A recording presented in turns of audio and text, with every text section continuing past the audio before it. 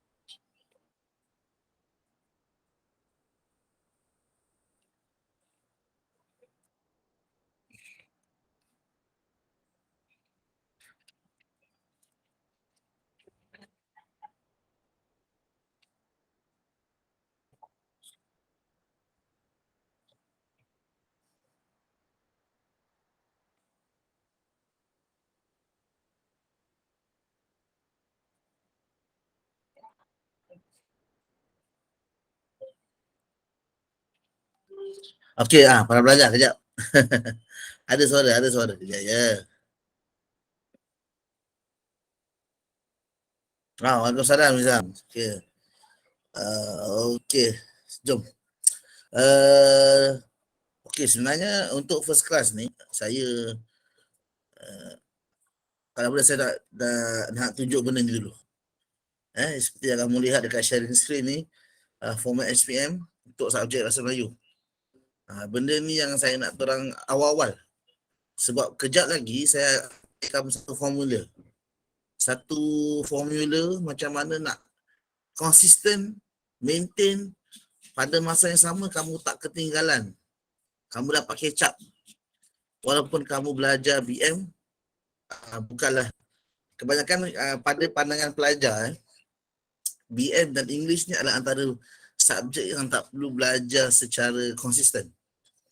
Okay, subjek yang kita boleh belajar last minute. Ini antara persepsi-persepsi yang muncul dalam kalangan setengah pelajar. Jadi untuk menyelamatkan keadaan daripada berlaku sedemikian, saya ada beberapa kaedah yang boleh membantu pelajar, especially ia berkaitan dengan strategi pengurusan masa ketika dalam peperiksaan. Jadi sebelum saya bagi tahu tips benda tu, saya kena terangkan format ni dulu. Ya. Dan untuk saya sambil-sambil saya terangkan format ni, saya kena bawa contoh-contoh soalan sebenar supaya kamu dapat lihat. Okey, jadi saya sekarang ni saya sedang membawa dokumen yang sebenar, okey, daripada apa ni, daripada internet. Saya akan paparkan sekejap, bagi saya masa kejap. Sebab tadi laptop saya ada problem screen. Saya switch laptop last minute, jadi saya agak lambat sikit membuat persediaan ni.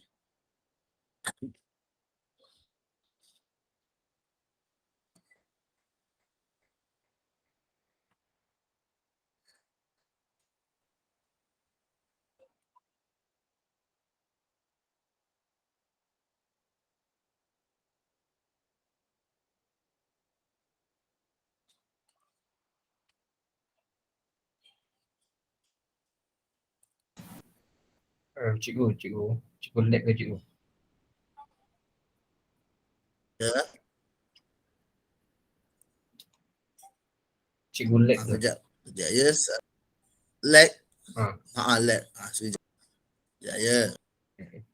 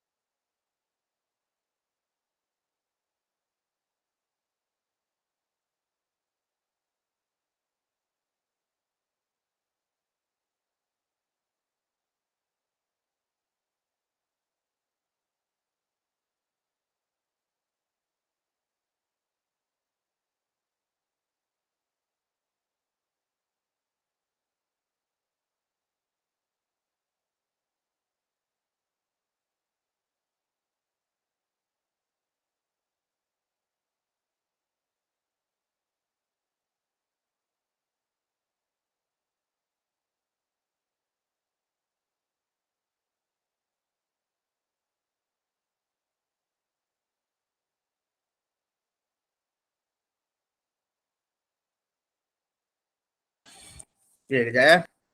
Tunggu kejap. Kejap ya.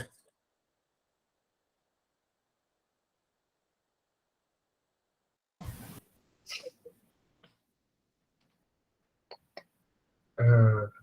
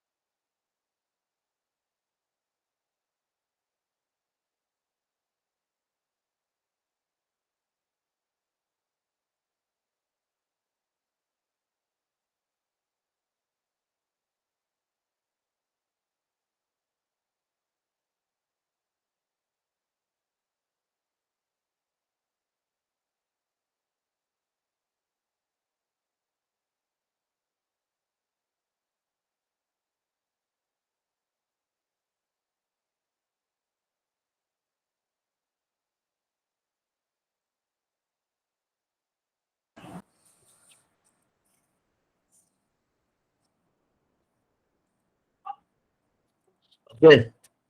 Para pelajar mempersembahkan apa yang kamu bakal lihat yang saya share skrin ini adalah soalan sebenar. Ini soalan sebenar bukan SPM. Tak mungkin soalan sebenar SPM dah boleh keluar sekarang. Tapi ini soalan sebenar kertas percubaan. Kertas percubaan. Yelah macam mungkin agak awal untuk tingkatan 4 lihat kertas percubaan soalan sebenar. Tapi biar kamu dapat gambaran. Sebab dijangka kamu bakal hadapi peperiksaan pertengahan tahun bulan 6 atau bulan 7. Jadi masa peperiksaan pertengahan tahun inilah bentuk soalan yang bakal kamu hadapi. Sekejap ya. Okay. Nanti lepas kelas saya akan share dokumen ni. Jangan risau. Okay. Kamu tak screenshot pun tak apa. Sekejap. Ini kertas 2. Kita tengok kertas 1 sekejap je.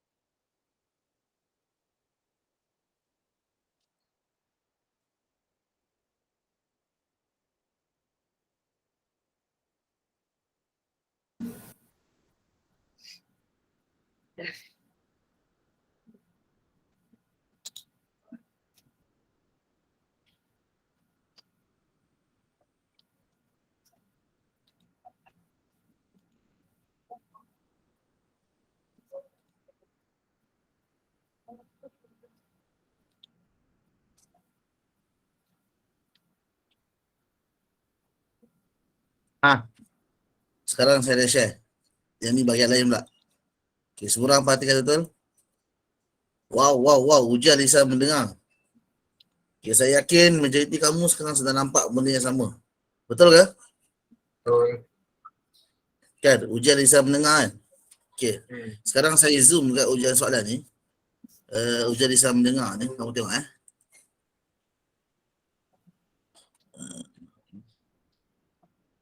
Okay. Kamu nampak kat sini ada nombor kod atas ni. 1103.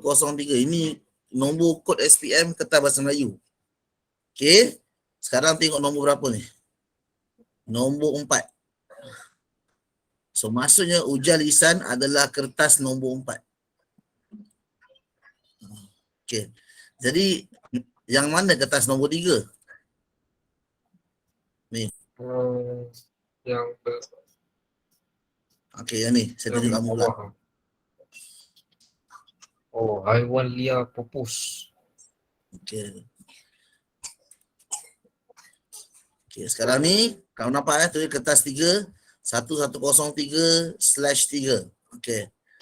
Okay, nampak kat sini dia tulis kat sini taksiran individu. Untuk makluman kamu, ini adalah ujian bertutur.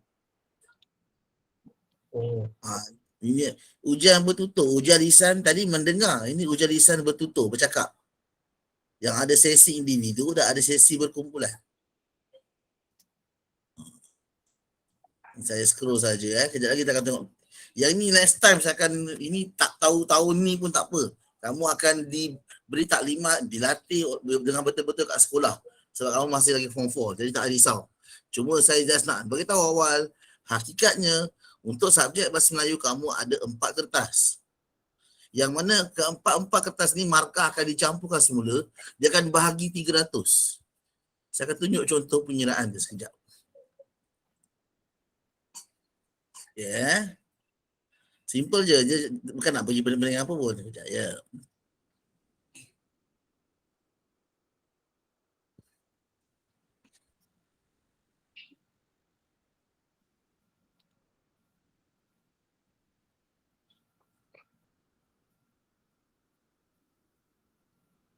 Okay.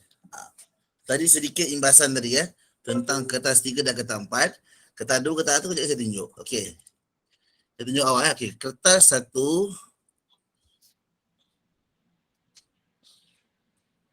kertas 1 berjumlah bahagian A 30 campur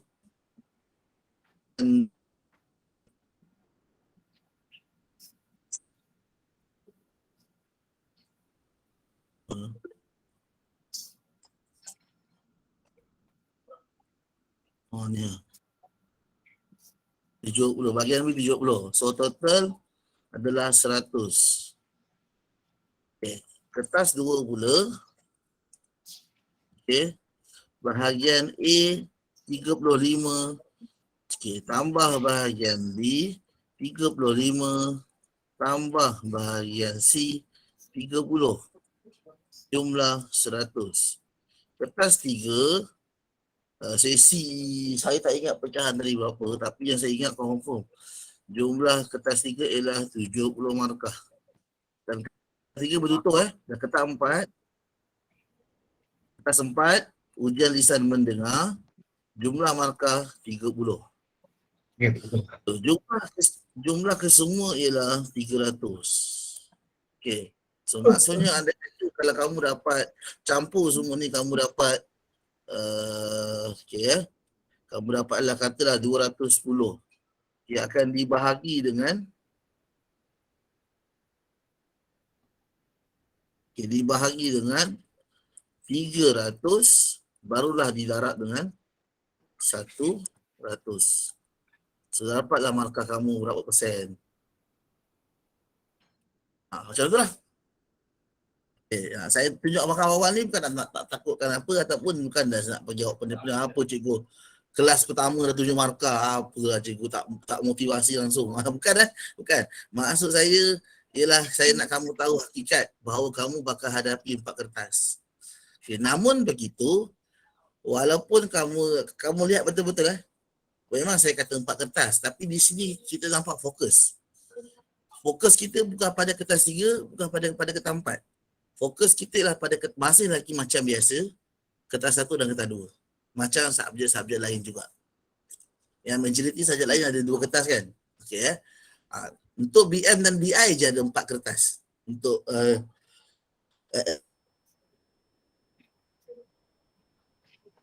sama juga macam English dan BM sama je. Paper 3 adalah speaking, paper 4 adalah listening. Tapi mereka punya English punya allocation mark, the distribution of the marking are equal each of the papers. Memang semua sama rata. Memang markah sama rata. Memang 25% for each paper. Itu English punya cerita lah. Okay. Sekarang untuk BM, kalau kamu perasan memang nampak fokus kertas 1, kertas 2, 100-100. Okay, so itu yang kita kena fokus. So ibaratnya kertas 3 dan kertas 4 ni sebenarnya macam backup. Macam satu pendorong, membantu untuk kamu improve markah BM kamu sebenarnya. Boleh kata seperti bonus lah. Okay, sebenarnya bagi saya lah, pada pendapat saya kan. Okay, so ini jadi kita akan lihat kertas 1 apa, kertas 2 apa. Jom.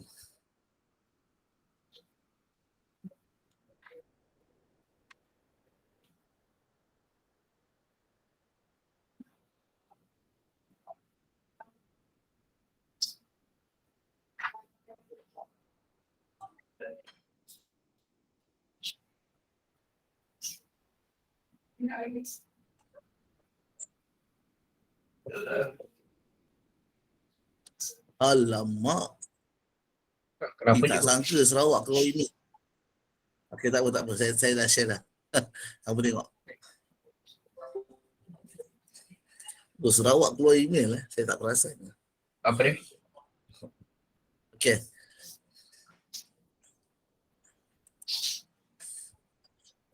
Apa khabar saya tiba di Pulau Pinang tadi? Bagi masa saya kejap Saya nak ambil satu lagi contoh. Boleh, Satu lagi contoh.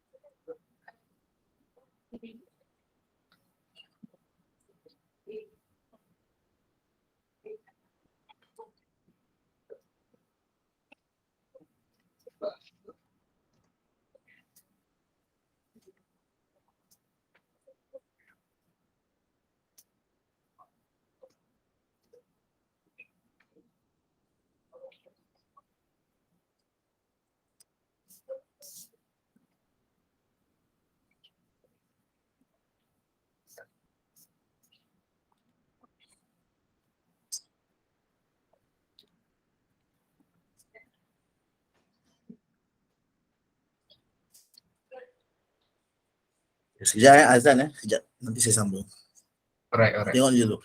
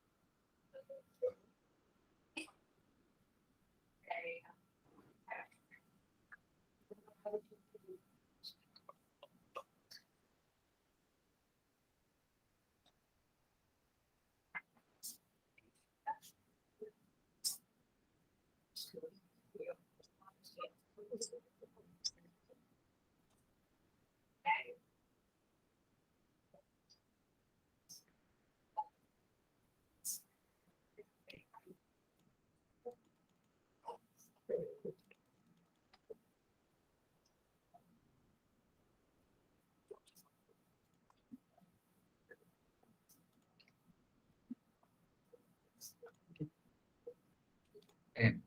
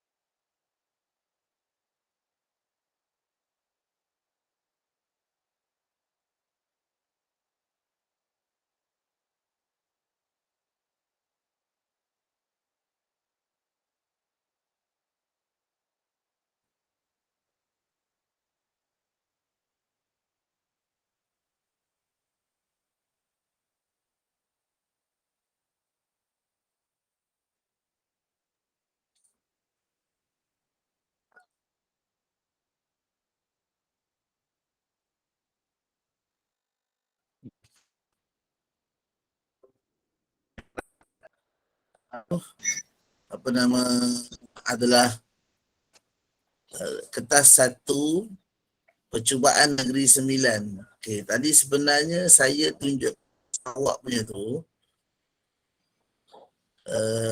Saya ini kejap ini Sarawak punya. Okey. Kamu dapat lihat tadi di Negeri Sembilan adalah ada gambar poster Perdana Menteri, ada kotak-kotak, tapi dekat Sarawak kali ni dia soalan bentuk macam ni, email pula. Okey, untuk makluman kamu Cikgu, kertas lek saya tak nampak apa-apa pun cikgu. Tak ada share ya apa-apa ke pun. kejap ya. Oh dia hilang lah. Itulah tu. Tadi ada sekejap ya.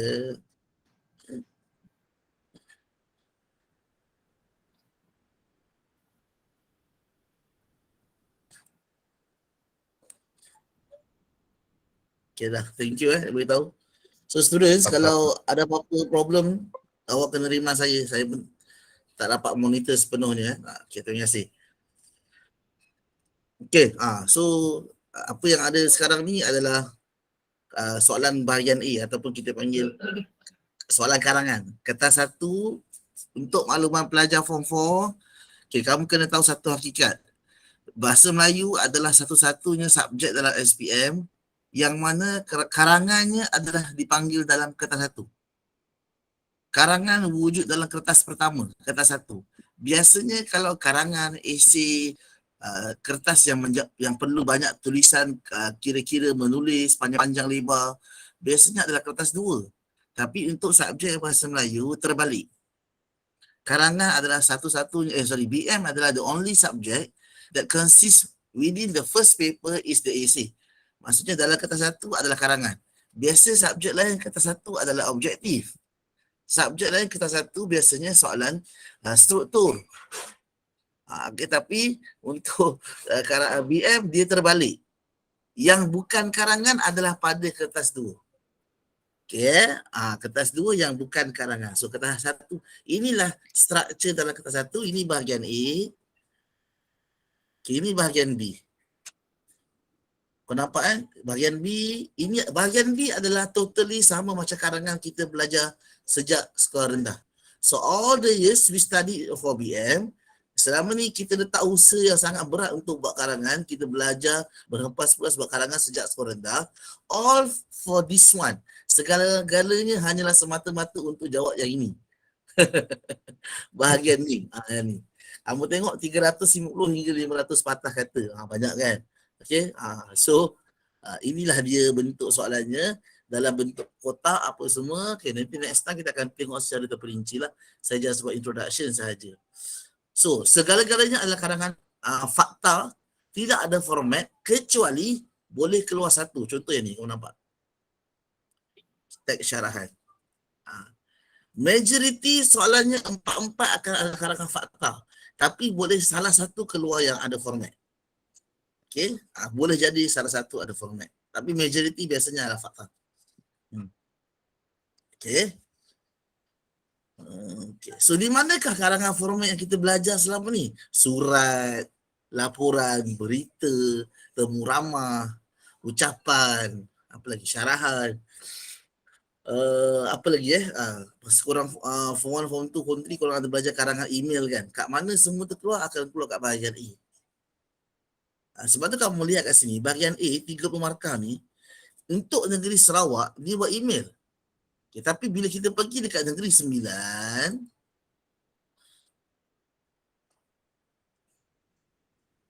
bila kita pergi kat negeri 9, ini yang berlaku. Bukan email, tapi karangan pendapat, karangan fakta atau pendapat, perbincangan. Ni.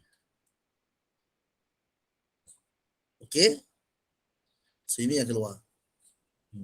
Tapi dia dah berbeza daripada zaman lama, silibus lama. Sebab kamu tengok sini, dia ada bagi satu bahan kotak belah kiri, ada satu bahan kotak belah kanan dan satu bahan kat belah bawah. So ketiga-tiga bahan ni adalah sumber yang kamu kena guna betul-betul dan kamu kena masukkan dalam jawapan kamu. Sebab tu dekat sini tak ada cakap pasal langkah-langkah, ciri-ciri, faedah-faedah, keburukan, kesan, faktor-faktor, punca-punca, tak ada cakap. Sebab boleh jadi kotak pertama ni tentang punca. Boleh jadi kotak kedua tentang ciri-ciri. Boleh jadi kotak ketiga tentang benda lain. So, nanti kamu akan belajar kat sekolah. Saya biarkan kamu belajar kat sekolah. Dari segi pemantapan, dari segi nak mahir, kita baru bawa tuition. Okay. Cikgu kamu akan dedahkan. Saya tak nak bagi pendedahan yang memeningkan, sebab ada sekolah cara macam ni. Ada sekolah cara macam ni. Biar kamu faham ada persen daripada sekolah kamu dulu. Okay. Ini saya just bagi introduction saja. So nampak tak? Beza dengan kamu masa form 3.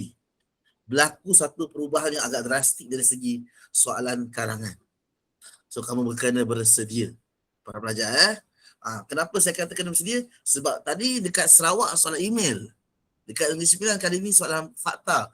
Boleh jadi keluar dekat next time mungkin keluar ucapan. Okay. Tapi jangan risau.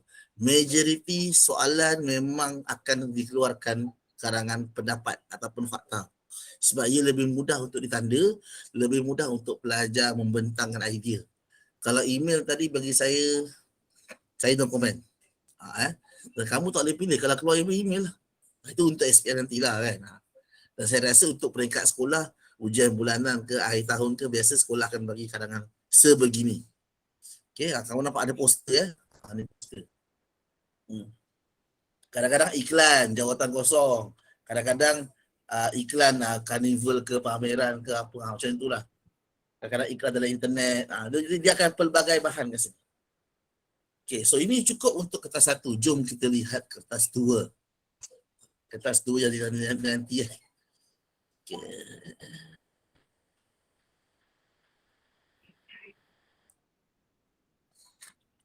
Okay. Okay, para pelajar, bahan yang kamu dapat daripada PDF dalam grup tersebut, sebenarnya ia merujuk kepada kertas 2. Sebab tu saya terangkan format. Supaya kamu tak rasa mengarut ke, apa yang saya belajar ni macam belajar form-form tu balik je. Kenapa belajar masa lagi belajar tata bahasa? Untuk apa? What the purpose? Ini dia punya purpose, ini tujuan dia. Okey, nampak Di sinilah segala-galanya grammar bahasa Melayu yang kita belajar sejak sekolah rendah dikumpulkan dalam kertas 2 pada bahagian A. Pada bahagian A, okey, dikumpulkan semua tata bahasa yang kita belajar sejak sekolah rendah. So faham Saya harap kamu faham maksud dia. So dalam bahagian ini kita ada 5 soalan. Soalan 1 morfologi, soalan 2 sintaksis, soalan 3 penyuntingan, kejap ya. Okey. Penyuntingan, okey. Okey. Soalan keempat.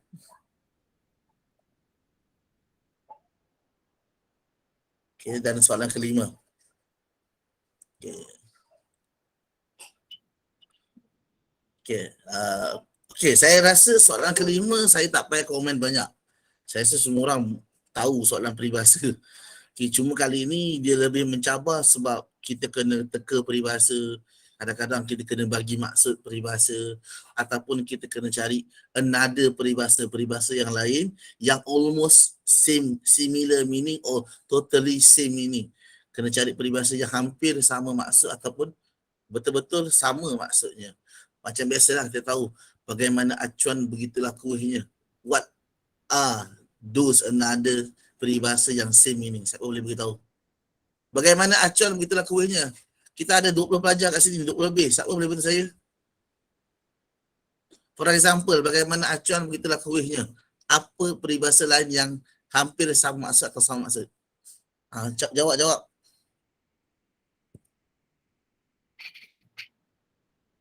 Kat sini ada siapa type? Okey, ini kertas trial SPM 2021 bulan November lepas. So, lebih kurang baru Macam setengah pernah tengok je. Apa dia? Macam pernah tengok je. Macam pernah tengok kan. Memanglah macam pernah tengok. Benda baru lagi kan. Okey. Okey, ada ramai pelajar. Siapa tolong jawapan. Mana acuan begitulah kuihnya. Apakah peribahasa lain yang sama maksud? Izhan. Ihsan. Ya. Siapa nak bagi jawapan?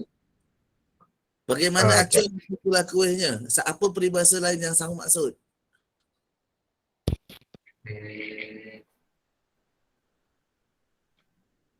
Ramai kat sini ni. Ni kalau saya petik nama seronok Seronok lah tu, biasa tu.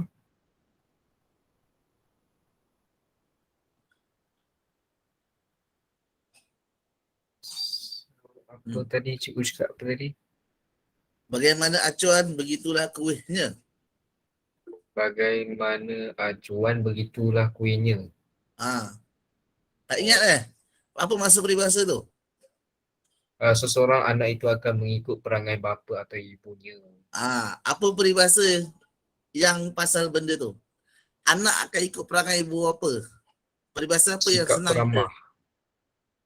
Menuntut Melentur bulu bulu biarlah biarlah dari daripada rebungnya. rebungnya. Itu mak bapak ajar anak-anak sedap dari kecil. Okay, only Saf. Dia kata bapak borek anak rintik. Betul. Bapa Oh, bapa borek boleh anak anak rintik.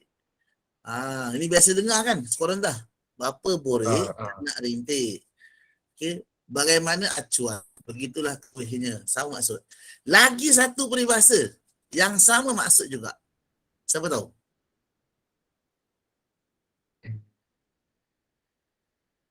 Tak ada, senyap.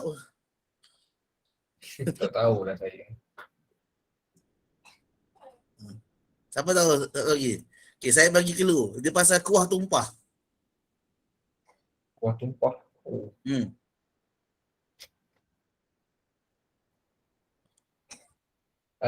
Bagaimana contoh begitulah gubahannya. Itu betul. Itu pun betul juga tu. Itu macam Sebuah bagaimana ajar. kenalan pohonnya. Kita semua tak ada tahu tak senyap pun tak tahu Saya dia tahu. Okey, yang pasal kuah tumpah tu. Peribahasa yang bermaksud anak-anak akan ikut perangai ibu apa, sikap ibu apa. Okey. Okey, yang pasal kuah tumpah tu peribahasa dia berbunyi macam ni. Kemana tumpah kemana kalau tidak ke nasi? Terima kasih Natasha. Terima kasih. Baru nak cakap. Kemana tumpahnya kuah kalau tidak ke nasi?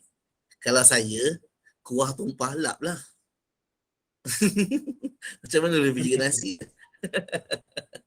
Kita tak ruji. Okay. Itu peribahasa orang dahulu. Okey, so maksudnya bermaksud kuah tu dia punya isi bahan dia kalau kita nak tuang kuah tu mesti dalam pinggan nasi. Kepada siapa lagi? Kepada waris sendiri. Itu maksudnya perangai orang tua, ibu bapa akan diikutilah oleh anak-anak kan. Okey. Okey, so sekarang ni kamu dapat lihat saya sengaja masuk perbincangan sedikit pasal peribahasa ni sebab peribahasa antara benda yang jarang gila dibincang dalam kelas. Memang saya rasa para pelajar pun jarang buat latihan pasal peribahasa ni kan, kurang pengalaman. Saya sengaja sentuh lah saja buat ulang kaji sikit. Okey, tak apa. So kita tengok kejap, kita kembali semula kepada perbincangan kertas soalan kita. Okey. Tadi saya kata bahagian tata bahasa ni ada 5 soalan, betul 5 soalan. Nampak ni? Salah satu, soalan 2, okey. Soalan 3, okey. Soalan 4, soalan 5. Okey. Para pelajar, saya ada satu pengumuman okey. Soalan 4. Soalan 4 adalah satu-satunya soalan yang tak pernah keluar dalam mana-mana tahap sekolah sejak berpuluh tahun dahulu. Okey, maksudnya dalam level SPM, PT3, IPSR tak pernah keluar lagi soalan macam ni. Berpuluh-puluh tahun kita tak pernah diberi soalan dalam bahasa Melayu zaman dahulu, lepas tu minta tukar kepada zaman sekarang. Bahasa Melayu sekarang.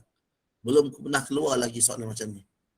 Okay, kalau kamu baca petikan dia pun nanti, dia adalah sebuah bahasa klasik. Dan kamu diminta tukar kepada bahasa Melayu standard. Bahkan cikgu sekolah pun akan ambil masa untuk study benda ni. Okay, ini adalah satu benda baru dalam level SPM. Dan kamu akan belajar banyak kali sepanjang kamu tingkatan 4 pasal tajuk ni. So bersedia So benda ni pun saya akan biarkan kamu belajar kat sekolah dahulu. Okay. Soalan nombor 3 kamu dah pernah buat daripada form 1 lagi. Senang cari kesalahan. Standard. Salah ejaan, salah imbuhan, salah tata bahasa, salah istilah atau perkataan yang kurang sesuai. Standard. Okay. Soalan nombor 2 inilah sistem tata bahasa yang kita belajar macam-macam. Okay, kita belajar apa? Subjek, predikat, kita belajar FNFK, FNFS, ayat biasa, ayat songsang, IAT, IPC, inilah dia. Dipanggil sebagai ragam ayat. Cakap ajuk, cakap pindah, inilah dia. Soalan nombor 1 morfologi ni bermaksud perkataan. Selama ni kita belajar kata terbitan, kata tunggal, ayat majmuk, kata hubung, berbagai kata-kata tu semuanya akan dikumpulkan dalam satu soalan, akan ditanya. Dah lah kena tanya. Lepas tu kena buat ayat sendiri pula. Okey. Asyik kena Eh? tanya. Okey. So, para pelajar, nampak BM, SPM tak boleh dah pandang lekir. Dia dah menjadi semakin mencabar. So korang form 4 ada tahun persediaan. So kena betul-betul catch up dari awal lagi. Okey, saya tak nak buang masa Okey, saya akan terus pergi kepada benda yang saya akan sentuh kejap lagi sebelum tamat kelas. Okey. Okey, sekarang kamu berada dalam mana ni? Okey, bahagian B. Okey, bahagian B kita ada pemahaman. Okey. Okey, kita ada soalan 6. Kita ada petikan. Dah bagi petikan, dia bagi soalan. Kena jawab. Ada 4 soalan. Okey, masalahnya dalam 4 soalan ni, soalan 3 dengan soalan 4 ni kibat. Kalau campur dua berapa? 7 markah. Wah. Soalan 3 4 ni kibat. Oh, okey. Ini baru soalan 6. Soalan 6 Ni bahagian B soalan 6. Saya pergi soalan 7 pula. Okay, soalan 7. Okey, petikan sastra tu nampak kat sini ada syair ni. Okey. Pun ada 4 soalan. Tengok soalan nombor 3, tengok soalan nombor 4. Kedua-duanya pun berjumlah 7 markah. 3 dan 4. Kedua-duanya adalah soalan kibat. So dekat bahagian B ni kita ada 14 markah soalan kibat. Okey. So jadinya jom saya akan pergi kepada rutin kita. Stop. Sebelum habis kelas ni saya baik cepat.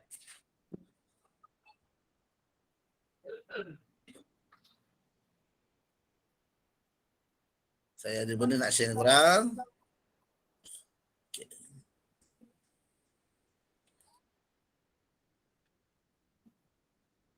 Okay.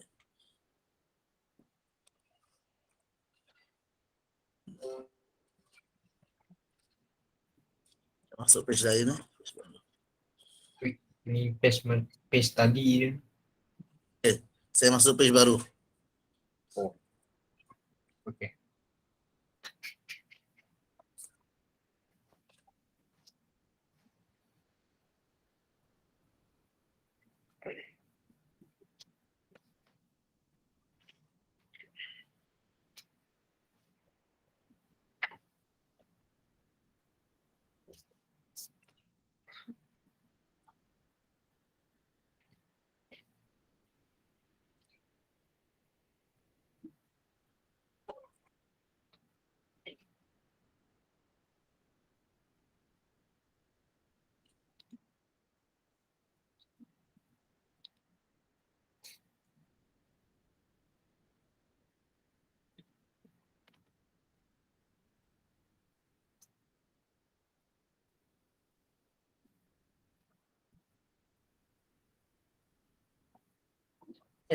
Untuk terangkan rutin VM ni, sepatutnya saya akan terangkan bersama-sama dengan soalan dan penerangan detail dia saya akan bagi minggu depan. Next class kita, sambil kita buat latihan. Jadi, saya akan terangkan relevan dia. Kenapa saya nyatakan 4 benda ni yang bagi saya anggap dia sebagai tadi. Apa saya cakap awal tadi? Saya kata apa ni? Apa saya cakap?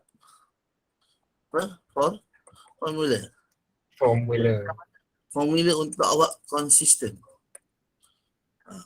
Okay, macam mana saya kata dari segi apa ni? Dari segi tujuan utama dia apa? Kita nak ni pengurusan masa. Okay, pengurusan masa. So, dalam peperiksaan, kata 4, okay, saya akan tanya benda sama pada tahun 5 dan ramai tak dijawab. Lagi dalam exam, tanya. Dalam exam apa musuh nombor 1? Semasa menjawab peperiksaan, apa musuh nombor 1? Urusan Masa. Kalau kita gagal mengawal masa, tak sempat, tak guna tak kau jawab sembang kencang sana pun. Jawablah macam hebat sana pun. Sembang kencang. Sembang kopi ke apa ke, tapi kalau kalau masa tak jaga, tak siap, tak guna tak kan. Okey. Sembang kari ya, sembang kari. Sembang kari boleh kan? Okey. Jadi pengurusan masa sangat penting. Korang kena jaga masa. Jadi apa yang saya nyatakan nombor 4 ni lah, benda-benda yang korang kena jaga daripada sekarang supaya masa exam tak terkejut. Masa exam nanti, walaupun bulan 7 ada periksa pertengahan tahun, kamu tak terkejut. Kenapa saya letak nombor 1 soalan kibat? Tadi kamu dah nampak, soalan kibat 14 markah. Banyak, Bik. Kalau masa tu baru nak buat, baru nak cari, sakit, pisang. Kamu akan Pisang. terperangkap. Kamu akan, lama cari, apa lagi. Okey. So, minggu depan, 4 benda ni saya akan terangkan daripada setiap, saya ambil kertas soalan tadi tu, saya tunjuk nombor 1 soalan hebat. Jom. Kita lihat kenapa saya jadikan dia rutin. Apa maksud dia? Rutin ni macam mana? Kenapa dia dianggap sebagai rutin? Kenapa kebat bersejawat? Cara nak belajar kebat. Saya akan tunjuk minggu depan. Step by step. Semua 4-4 ni. Okey? So, bahan yang tuition yang korang dapat dalam PDF tu, kita hold dulu. Tak ada masalah. Okey? Untuk makluman, apa yang saya share dengan awak ni, saya mengajar kat pusat tuition, saya pergi mana-mana, saya buat benda yang sama. Sebab ada benda dalam subjek BN kita boleh belajar dengan cikgu. Tapi ada benda yang kita tak payah tunggu cikgu. Maksudnya kalau cikgu tak bagi latihan, kita dah boleh buat sendiri. Kita dah boleh tengok buku. Sebab apa cara belajar paling malas? Tengok soalan, tengok skema jawapan. Saya ulang balik Apakah cara belajar paling malas tapi masih lagi efektif? Tengok soalan, tengok jawapan, fahamkan. Itulah cara belajar paling malas tapi tetap memberi faedah. Tetap memberi kesan yang positif. Tengok soalan, tengok jawapan, fahamkan. Okey? Okey dah. So, cukup. Kelas dah pukul 9, saya akan pergi kelas kata 5. Jom, saya nak tiap dorang pula. Dah confirm kan? Okey. Terima kasih. Itu sahaja para pelajar. Saya akan tutup link kelas kita ni. Kamu akan stay dalam kelas link kamu ni. Akan ada cikgu kamu yang akan masuk untuk subjek English kan? Okey. Itu saja. Assalamualaikum. Salam sejahtera. Salam satu Malaysia. Salam perdana. Kita jumpa lagi minggu depan. Papa Roger.